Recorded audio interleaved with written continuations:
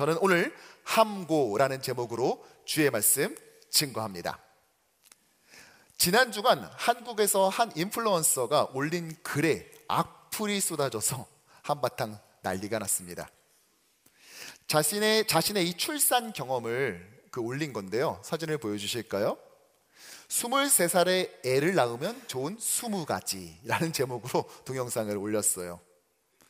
근데 그 내용은 우리가 쉽게 유추할 수 있는 것들이었습니다. 가령 출산 후 회복이 빠르다, 육아할 충분한 체력이 있다, 친구들이 출산한 것을 신기하게 여겨 자주 찾아와 아이를 봐준다, 강한 책임감이 생긴다, 초반에는 힘들어도 나중에는 편하다, 이런 내용들이에요. 결코 다른 사람을 비난하거나 또 비하하는 내용은 전혀 없었습니다. 그런데 평소 한 몇십 개 정도 댓글이 달렸던 데 비해 이날 순식간에 2,000개가 넘는 댓글이 올라왔는데 대부분이 다 악플이었던 것이죠. 그중 몇 개를 소개해 보면은요, 애 늦게 낳으면 안 좋다고 말하는 것 같다, 불쾌하다, 20대의 즐거움을 못 누려 정신 승리하는 것 같다, 만일 내 딸이 23살에 애 낳는다고 하면 난 절대 반대할 거다, 아이를 늦게 낳든 빨리 낳든 네가 무슨 상관이냐, 이런 식으로 인정받으려는 거 보니까 실제로는 불행하게 사는 것 같다, 이게 다 돈 좀 있는 집에서 애를 낳아서 그런 거다, 이런 댓글들이 달렸대요. 그걸 보면서 아니 굳이 이렇게까지 해야 되나? 이게 그렇게 비난받을 일인가? 라는 생각이 들었습니다. 오늘 세례식에서 우리 성도들은요, 물로 세례를 받았는데 이 인플루언서는요, 악플 세례를 받은 거죠. 그런데 살다 보면 이런 상황을 만날 때가 있습니다. 우리 개인이 또는 공동체가 이러한 조롱과 비난의 대상이 될 때가 있다고요. 느헤미야의 인도에 따라서 유다 백성은요, 총 45개 구간으로 나눠 예루살렘 성벽 재건에 돌입합니다. 그 중에는 자청해서 더 맞는 사람, 어려운 구간을 끝까지 맞는 사람, 외면할 수 있음에도 굳이 참여한 사람 등 공사 구간 곳곳에는요, 참 감동적인 이야기들이 참 많았어요. 하지만 늘 그렇듯 머지않아 이들에게도 시련이 찾아왔습니다. 바로 사마리아 총독이었던 산발락과 그의 참모 도비야가 분노와 비웃음으로 이 백성들의 사기를 거꾸로 했던 거예요. 이전에도 이들은 이스라엘의 재건 계획을 들으며 비웃고 니들 이거 반역하려는 거 아니야? 이러면 협박했죠. 하지만 정작 그 협박은 먹히지 않았어요. 그래서 성전 재건 공사가 이루어졌죠. 이것에 당황했어요. 오늘 산발랏이 성경에 보면 비웃었다라고 말하는데, 이때 사용된 비웃다라는 히브리어 단어는요, 사실 말을 더듬다라고도 번역이 가능하거든요. 너 진짜 하는 거야? 진짜? 너 정말 이런 식으로 너무 당황한 나머지 말을 더듬는 이런 상황이 된 것입니다. 그래서 그 당황스러움을 곧장 그 조롱과 분노로, 비웃음으로 표출했던 것이죠. 우리 역시 마찬가지예요. 이런 당황스러움은 이 땅에서 하나님 나라를 오늘도 세워가고 있는, 완성해 가고 있는 교회와 그 교회를 구성하고 있는 우리에게도 쏟아질 때가 있다는 것입니다. 이럴 때 우리는 어떻게 해야 하는 것일까요? 바라기는 오늘 함께한 모든 성도가 우리를 낙담케 하는 그 어떠한 비난과 조롱, 공격을 뚫고 나아가는 통찰로서 주어진 영적 재건의 사명을 충실하게 이루어 나가는 주의 백성 되기를 간절히 축원합니다. 예루살렘 성벽 재건이 실제로 진행됐다는 소식을 들은 산발랏은 크게 분노하고 비웃으며 이렇게 2절에서 말을 합니다. 시작. 이 미약한 유다 사람들이 하는 일이 무엇인가? 스스로 견고하게 하려는가? 제사를 드리려는가? 하루의 일을 마치려는가? 불탄 돌을 흙 묻어기 위해서 다시 일으켜 세우려는가? 이렇게 말했어요.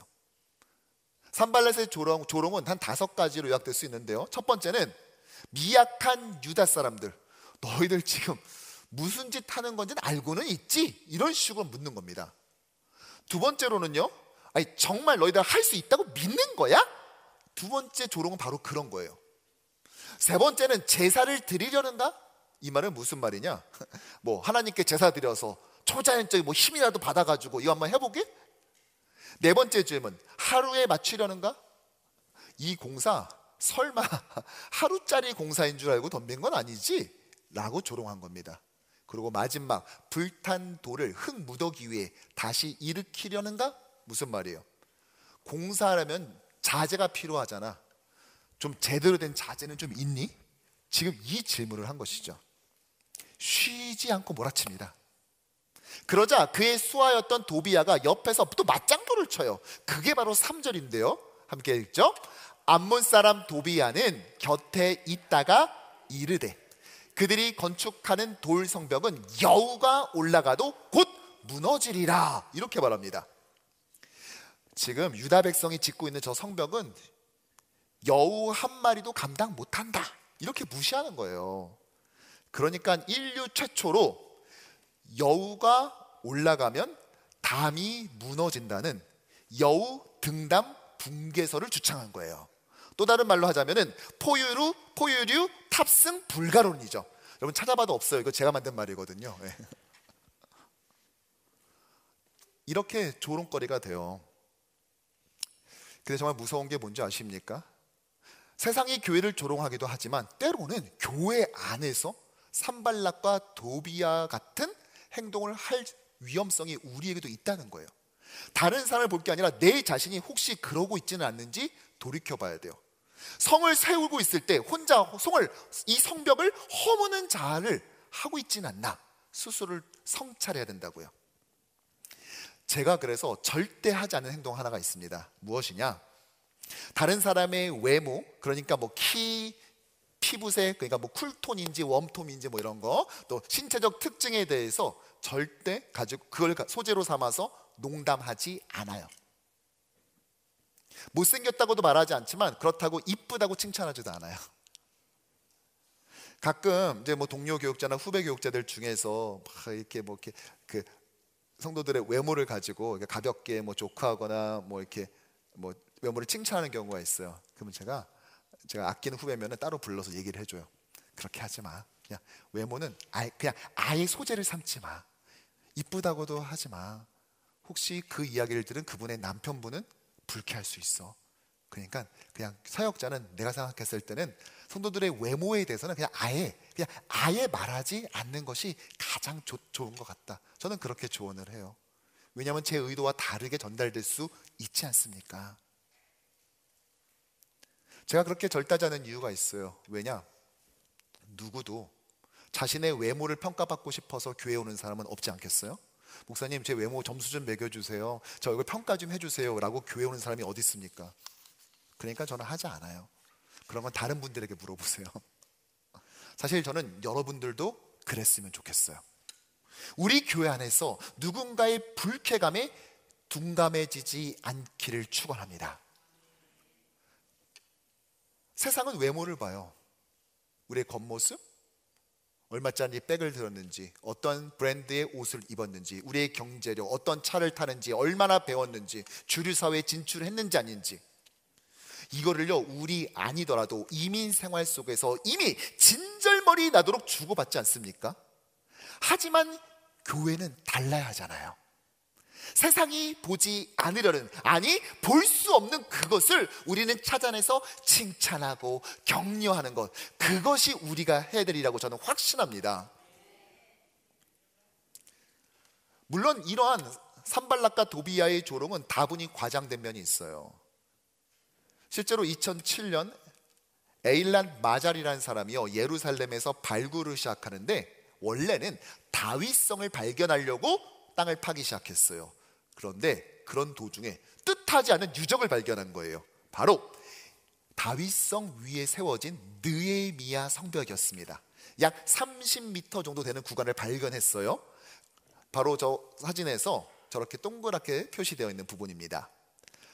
저 성벽의 두께가 그런데 무려 5m예요.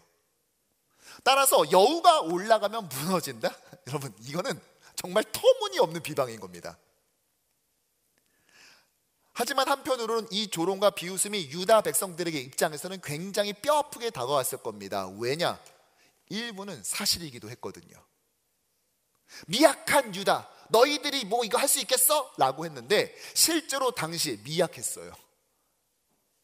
그때 이스라엘 전체 인구라고 해봤자 고작 한 5만 명 정도? 거기에 막 과중한 세금에 주변 민족이 수시로 약탈을 해가지고 상황이 정말 열악하고 힘들었단 말이에요. 사실 따지고 보면 산발랏도요, 이 성벽 짓는다고 했을 때 처음에 화를 내면서 막 협박하고 말로 다 했지 실제로 군사를 움직이거나 물리적으로 공격하지 않잖아요. 왜요? 자기가 봐도 제대로 성벽을 쳐 저러다 말겠지 하면서 그냥 지그시 눌러주자 하면서 말로 끝낸 겁니다. 만일 진짜 질 줄 알았다면요, 처음부터 군사적 위협을 가했겠죠.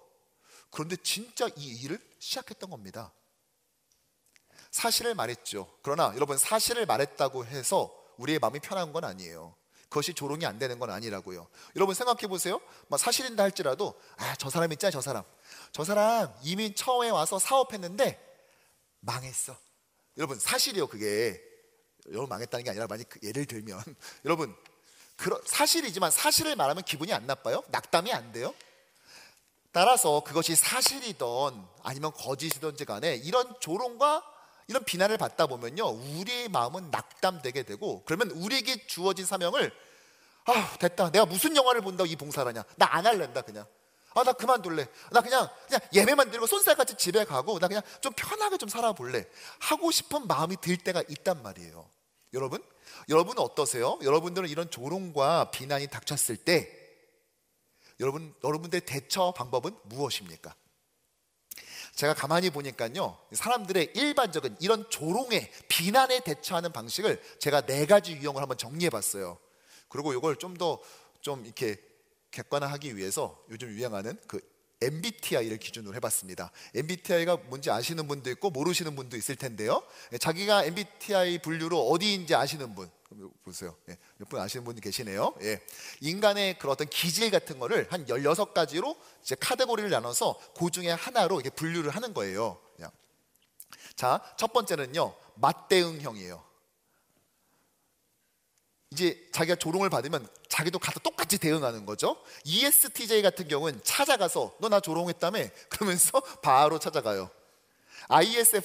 ISFP는요, 곧장 찾아가서 멱살을 잡고 패대기를 치는, 꼭 그렇게 해야 된다는 게 아니라 이제 그렇게 생각할 수 있다, 이제 이런 것이죠. 꼭 그래야 된다는 건 아닙니다. 운명론 아니에요. 두 번째 유형은요, 곰탕형이에요. 곰탕 끓이듯이 속으로만 하면서 끓이는 거죠. 속을 끓이는 거예요. ENFJ 같은 경우에는 짜증은 나요. 근데 말은 못해요. ENFP 같은 경우에는 당황했지만 역시 아무 말도 못하는 것이죠. 세 번째 유형은요, 후일 도모형. 보복할 기회를 노리는 거예요. INFJ는요, 겉으로는 웃어요. 대인배인 것처럼 쿨한 척, 뭐 괜찮아, 뭐 농담인데 뭐 하면서 마음에 담아두고 복수를 준비합니다. INTP는 어떤 복수를 할지, 무슨 소리가 들려요. 안 들려? 소리 들리잖아요. 그쵸? 뭘 갈아, 이렇게 계속 칼을 가는 것이죠. ENTP 같은 경우에는 그 사람을 완벽하게 절망시킬 계획을 생각해내고 있습니다. 그리고 마지막 4번째 유형은 외교형인데요, 다른 사람들을 이용하고 그 사람들에게 하소연하는 거예요. 예를 들어서 ISTJ는 주변 사람들의 눈치를 봐요. 이게 어떻게 흘러가나, 여론이.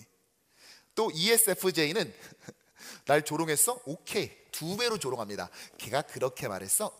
괜히 있잖아. 그러면서 2배로 막 말을 해서 조롱을 유통시켜버리는 거예요. 대량 유통을 해버리는 거죠. 여러분은 어느 유형이세요? 곰탕형이에요? 속으로 막 끓여요? 맞대응형? 뭐 후일을 도모하십니까? 근데 제게 안 나온 거예요. 제가 ESTP거든요. ESTP가 안 나오길래 찾아봤더니 맨 마지막에 있는데 제가 보고 깜짝 놀랐어요. 자, ESTP 보여줄까요? 모두가 내 편인 걸 알기 때문에 무시한다. 걔가 그랬어? 그러라 그래. 다른 사람은 다 내 편이야 어차피. 막 이러면서 깜짝 놀랐어요. 와, 이거 굉장히 객관적이고 과학적인데? 제가 보면서 그런 느낌을 가졌습니다. 여러분, 그런데 중요한 건 제가 어느 유형이냐, 여러분들이 어느 유형이냐가 중요한 게 아니라 오늘 믿음의 사람 느헤미야가 어떻게 자신을 향한, 또 자신의 믿음의 공동체를 향한 이 조롱과 핍박을 이겨나갔는지, 어떻게 대처했는지가 중요한 거잖아요. 어떻게 했을까요? 바로 4절입니다. 함께 읽어볼까요? 시작. 우리 하나님이여 들으시옵소서. 우리가 업신 여김을 당하나이다. 아멘.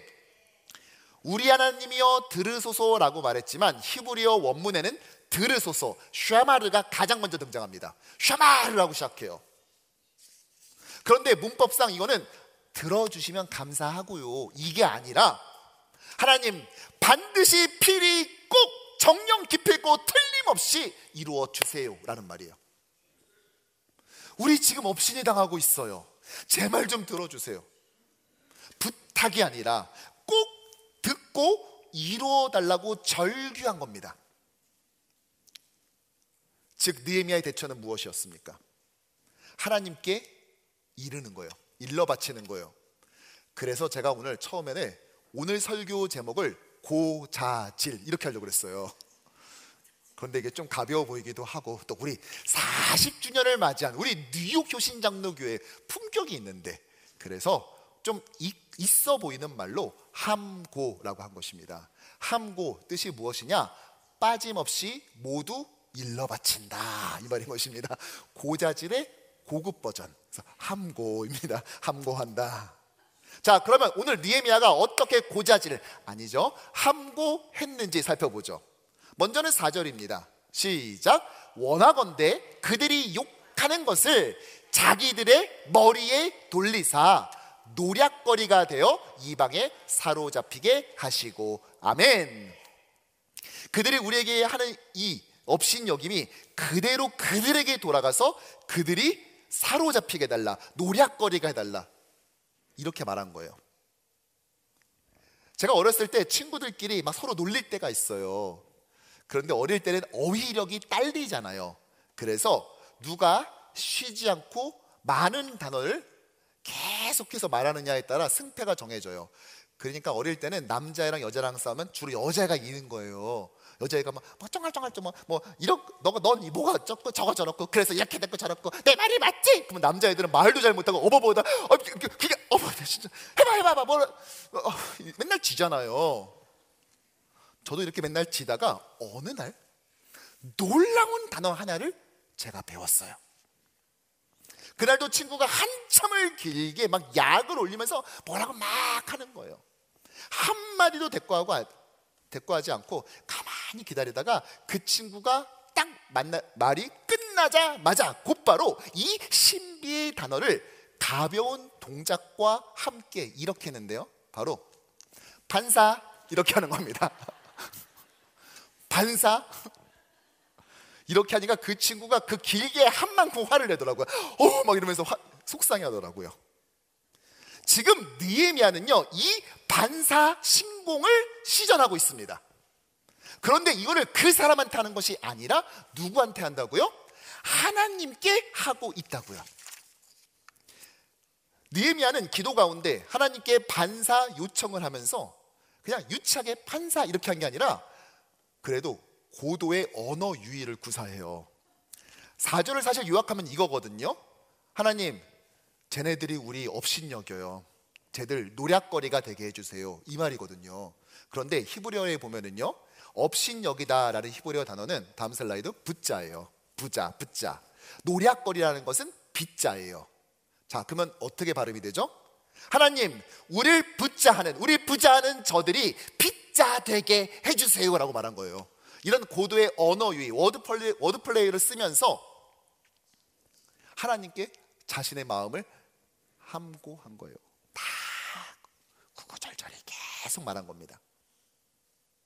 여러분, 사실 이방에 사로잡히는 것에 대한 비참함을 유대인들만큼, 이 유다 민족만큼 잘 아는 사람이 어디 있습니까? 그러기에 이러한 그들의 오늘 간구는요, 우리에게 더 깊이 다가오는 것입니다.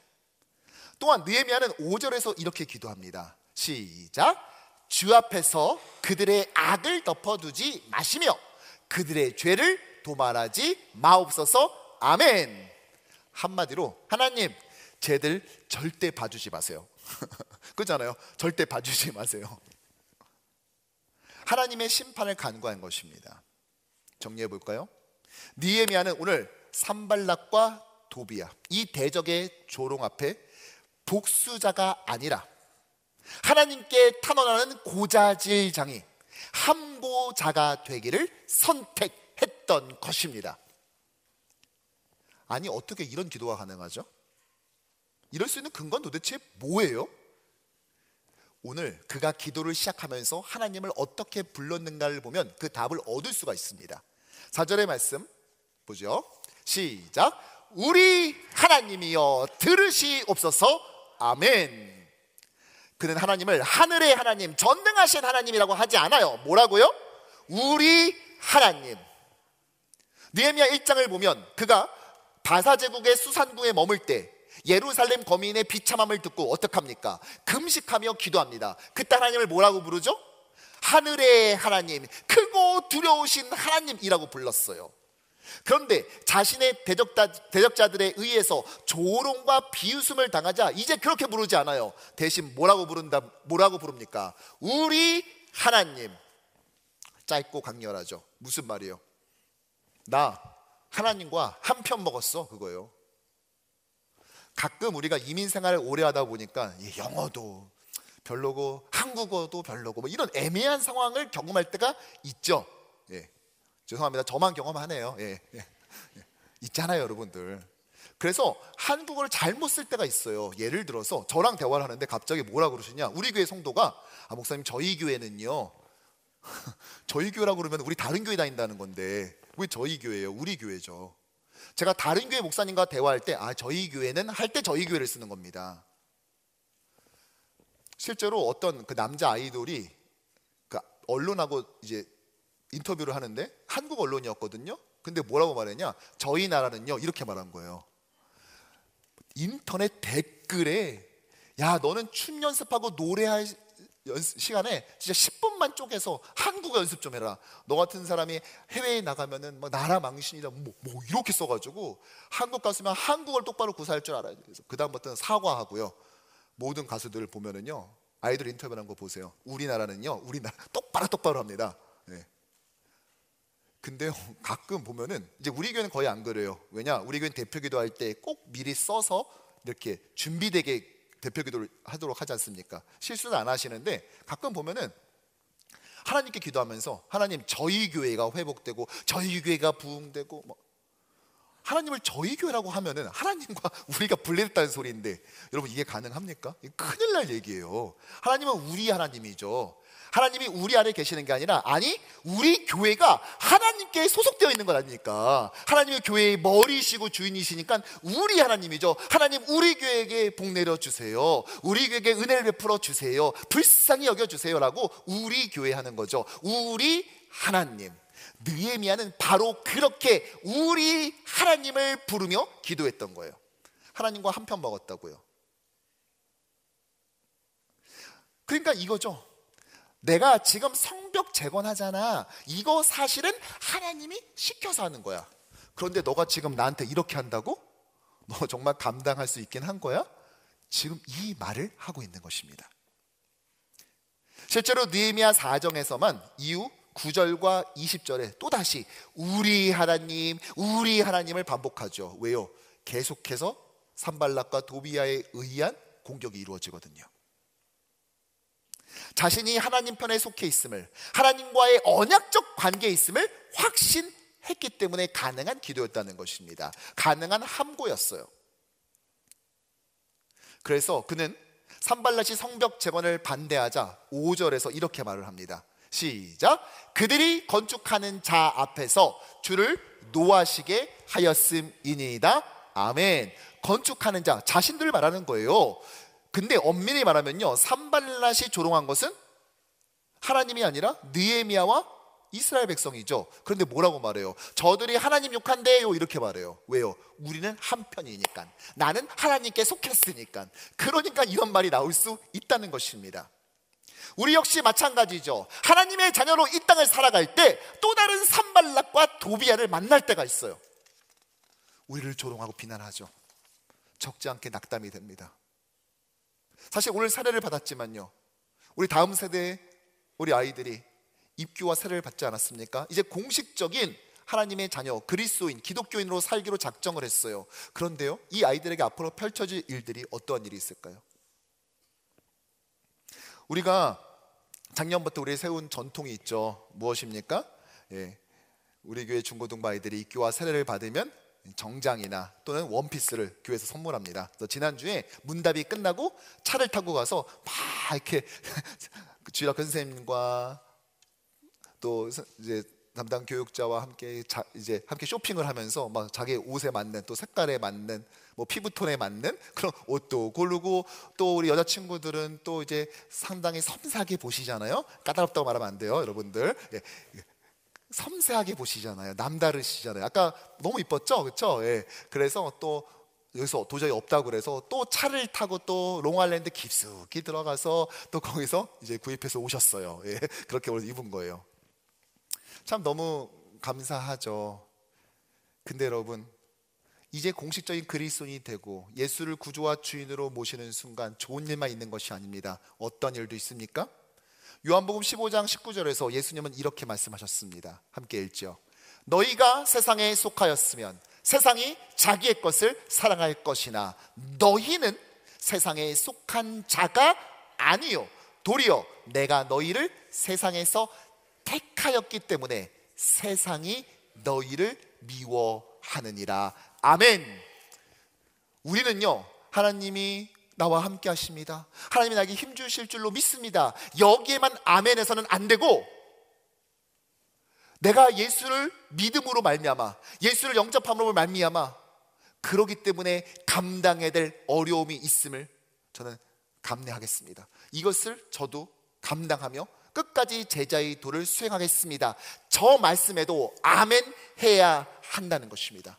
특별히 우리 친구들 이제 학교에서 또 사회에 진출해서 살면서 동성애를 비롯한 여러 성경과 반대되는 가르침들과 그런 세상의 풍파 속에서 맞서 싸우고 또 거스르다 보면은 때로는 자기가 잘못하지 않았음에도 불구하고 조롱받고 비웃음을 살 수도 있어요. 단지 예수의 제자이기 때문에, 성경의 가르침대로 살려 노력했기 때문에. 그러기에 오늘 교회가 우리 다음 세대, 입교와 세례를 받은 다음 세대에게 선물한 저 정장은, 저 원피스는 단순한 기쁨의 예복이 아니라 영적 차원에서 보자면 일종의 방탄복이자 저거는 군복이라는 것입니다. 알 수 없는 예수의 제자를 공격하는 그 총탄들이 어디서 날라올지 알 수 없기에 그들이 그것으로부터 보호되고 정말 지켜지기를 간절히 원하는 마음으로 방탄복 입히는 심정으로 저 옷을 입히는 마음이 하나의 의미를 담고 있다고요. 오늘 2부에서 세례를 받은 한 성도님은요, 이미 나이가 지긋이 드셨어요. 정말 오랫동안 주변에서 세례 받을 것을 권유하셨어요. 심지어 가까운 어떤 친척분은요, 유언으로 남기기도 했어요. 제발 세례 받으라고. 그런데도 결단을 하지 못한 상태로 십수년을 사는 거예요. 이번에도 혹시 받았으면 해서 제가 교육자를 통해서 넌지시 여쭸는데 다음에 받으시겠다고 정중히 사양하시더라고요. 참 마음속에 좀 이번에 받으시면 좋겠는데 라고 했는데, 와, 지난주에 세례 교육을 하는 걸 보러 왔더니 거기에 떡하니 계시는 거예요. 뿐만 아니라 열심히 들으시고, 또 옆에 있는 아내분은 이미 세례를 받으셨는데 옆에 떨어져서 또 뭘 막 적으세요. 권사님 뭐 하세요? 봤더니 집에 가서 남편과 다시 한번 복습하게요. 남편 복습시켜주게요. 그래서 꿈만 같다고. 전에 같았으면 이게 절대 어림없는 일인데, 우리 교회 최근 1년 전에 이제 정식으로 등록하고 다니셨는데 우리 교회 너무 좋아하고 목사님 너무 좋아하고 성도들 너무 좋다고 막 그렇게 좋아한다고. 전에는 가자 그래야 간절히 오는데 어느 날은 본인이 아팠음에도 불구하고 혼자서 옷 주섬주섬 입고 혼자서 예배를 가는 모습을 보면서 자기가 너무 그것만 해도 행복했는데, 오늘 이 세례를 결단하고 받는 것이 끝나고 같이 사진을 찍는데요, 목사님 엉엉 우시면서 저는 지금 꿈만 같아요, 꿈만 같아요 고백하시더라고요. 무엇입니까? 이 세례는요, 하나님께 소속되는 것을 다시 한번 확인하는 작업이에요. 저는 이제 하나님의 것입니다, 하나님 나라의 여권입니다를 고백하는 것이죠. 그래서 더 끝까지 굳이 맞는 그 역할을 제가 감당하겠습니다 한 그 귀한 고백인 줄로 믿습니다. 우리는 조롱과 비웃음 앞에 감정적으로 대처하지 말아야 됩니다. 화났을 때 결정하지 마세요. 분노했을 때 자꾸 뭘 하려고 하지 마시라고요.